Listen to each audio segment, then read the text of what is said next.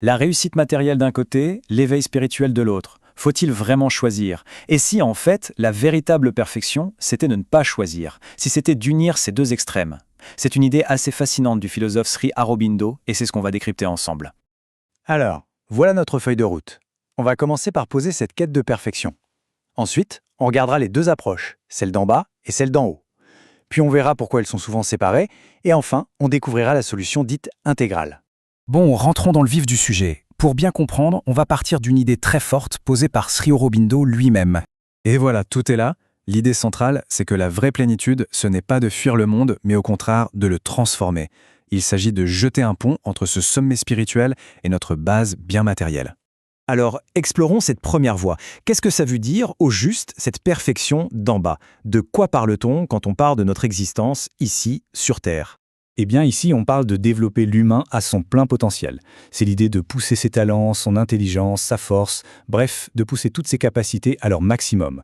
Et souvent, ça se fait sans même se poser la question d'une dimension spirituelle. Pensez par exemple à un génie artistique ou un grand leader, ou même à un athlète qui accomplit des choses qui semblent surhumaines.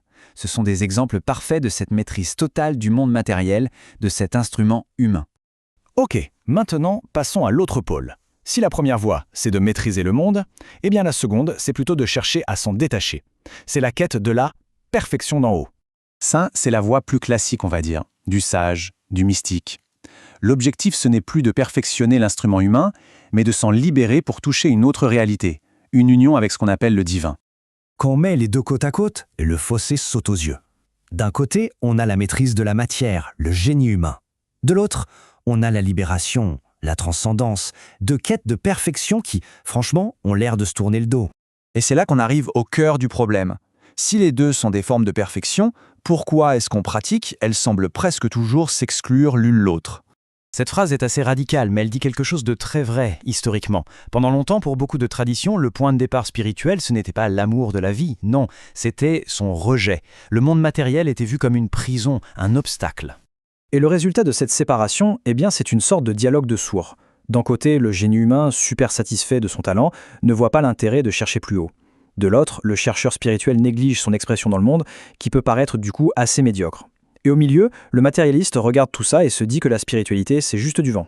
C'est une métaphore vraiment parlante. On peut avoir une force spirituelle incroyable, mais si l'instrument, c'est-à-dire notre corps, notre mental, nos talents, n'est pas à la hauteur, s'il n'est pas bien accordé, eh bien cette force ne pourra jamais vraiment s'exprimer. Alors, comment on fait pour sortir de cette impasse? Comment on construit ce fameux pont entre l'esprit et la matière?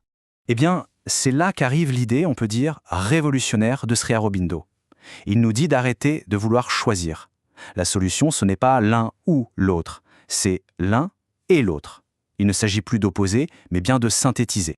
Concrètement, comment ça marche?